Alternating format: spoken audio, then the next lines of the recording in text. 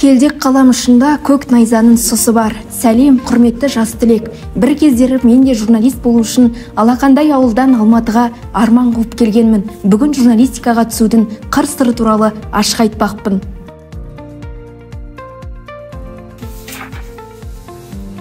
Журналистика мамандығына түсу үшін оқушылардың басым бөлігі қазақ тілі мен әдебиеті пәнін таңдау керек деп ойлайды. Бірақ сіз ЗұБТ-да Қазақстан тарихы және оқу сауаттылығынан тест тапсырасыз және универге келіп арнайы шығармашылық емтиханнан өту керексіз.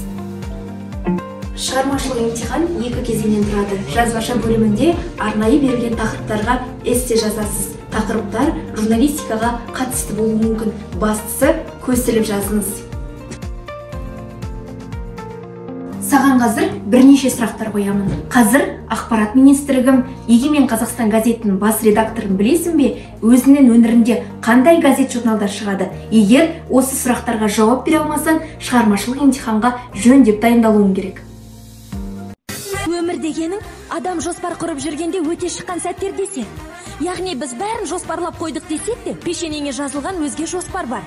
Тағдырдың желі қайда айдаса, сол жақтан табыламыз. Сол жел кейде сені терең шыңырауға тастап жіберсе, кейде көкке шарықтатып қалқытатыны бар. Міне, сондықтан ғажайыптан күдер үзбе. Қиын қыстау күнде де, міне біттім, амалым таусылды деген сәтте де, бір ғажайып кеп есігімді қағарау деп сеніңіз.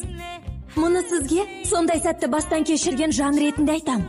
Бұл менің хикаям.